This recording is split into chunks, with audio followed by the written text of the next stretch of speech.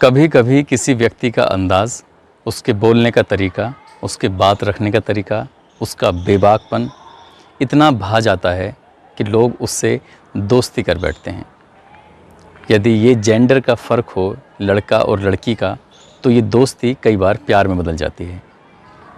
आज जो मैं आपको एक सच्ची घटना सुनाने जा रहा हूँ, एक लड़की है जिसका बेबाक अंदाज़ गांव के एक युवक को इस कदर भाता है कि वह जाति, ऊंच नीच, ये सब चीज़ों को पीछे छोड़ते हुए उससे प्यार कर बैठता है और ये प्यार ही उसके अंत का कारण भी बनता है। नमस्कार, आदाब, सत श्री अकाल। मैं उस्मान सैफ़ी। मैं बात कर रहा हूँ मध्य प्रदेश के ज़िला देवास के नेमावर की। नेमावर में 30 जून को एक खेत के अंदर 5 लाशों का मिलना, इससे मध्य प्रदेश ही नहीं बल्कि पूरे देश हिल गया है कि उन आदिवासी एक ही परिवार के 5 लोगों की जिस तरह से हत्या की गई, वो आज चर्चा का विषय बन गया है। जहाँ देखो वहाँ इन 5 लाशों का जिक्र हो रहा है। लेकिन हम बात कर रहे हैं उस रूपाली के प्यार की शुरुआत, जहाँ से उसने शुरुआत की थी। दरअसल रूपाली 21 साल की एक लड़की है। उसके पापा का नाम मोहनलाल है, मोहनलाल कास्ते। 21 साल की वह लड़की अपने बेबाक अंदाज़ के लिए पहचानी जाती है। परिवार उसका मेहनत मजदूरी करके परिवार का भरण पोषण करता है। रूपाली भी अपनी माँ ममता बाई कास्ते के साथ खेतों में मजदूरी करती है और साथ में उसकी एक छोटी बहन है जिसका नाम दिव्या है, जो लगभग 14 साल की है। वो भी इनके साथ मेहनत मजदूरी करती है। परिवार में 2 और सदस्य हैं, चचेरे बहन भाई पूजा और पवन। गांव का ही एक युवक है सुरेंद्र राजपूत। सुरेंद्र राजपूत के खेतों में ये लड़कियां, ये परिवार जब काम करता है तो एक दिन इनके बीच में किसी बात को लेकर झगड़ा हो जाता है। रूपाली को बस यही बात पसंद नहीं आती। वह आदिवासी समाज से बिलोंग करती है, लेकिन उसने सुरेंद्र राजपूत के हर एक सवाल का बड़ी बेबाकी से जवाब दिया। सुरेंद्र राजपूत ने भी उस अंदाज को इतना पसंद किया कि वह खामोश हो गया और 1-2 दिन के बाद उसने अपनी गलती की माफ़ी मांगी और ये माफ़ी मांगने के बाद दोनों के बीच में एक दोस्ती की शुरुआत हो जाती है।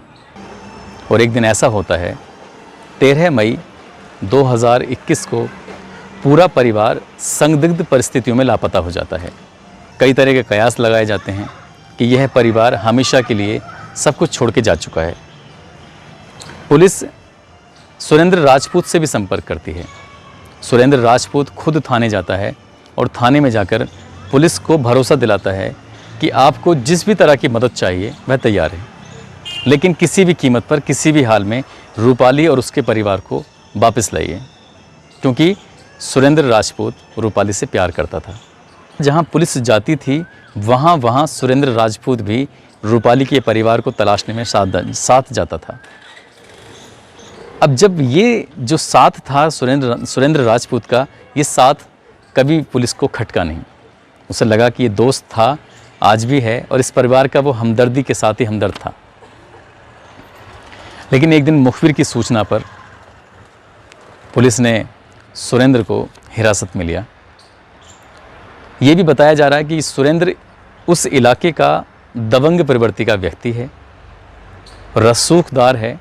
पुलिस कई बार हाथ डालने से पहले सोच रही थी, क्योंकि उसके पॉलिटिकल संबंध बहुत अच्छे हैं।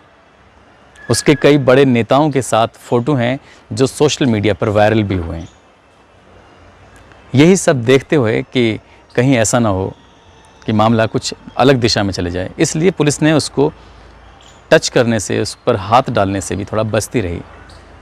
लेकिन जब पुलिस की जो मुखबिरी थी, पुलिस ने जो अपने एक टीम तैयार की थी, उसको बड़े ठोस सबूत मिले थे।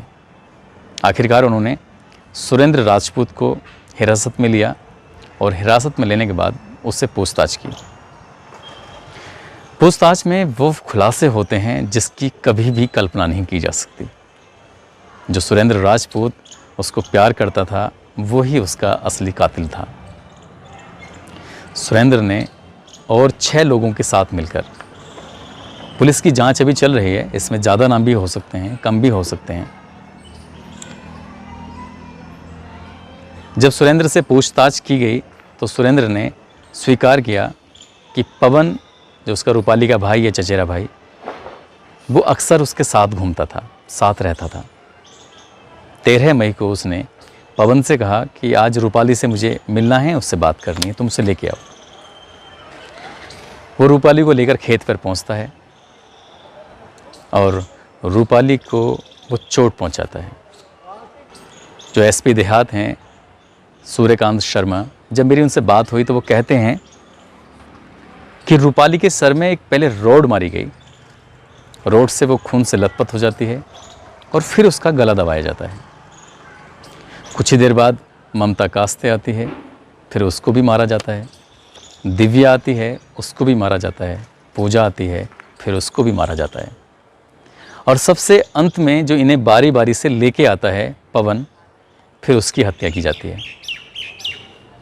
सुरेंद्र अपने कुछ साथियों की मदद से जेसीबी की मदद लेकर करीब 10 से 12 फुट एक गड्ढा खोदता है और उस गड्ढे में 5 की लाश को दबा दिया जाता है।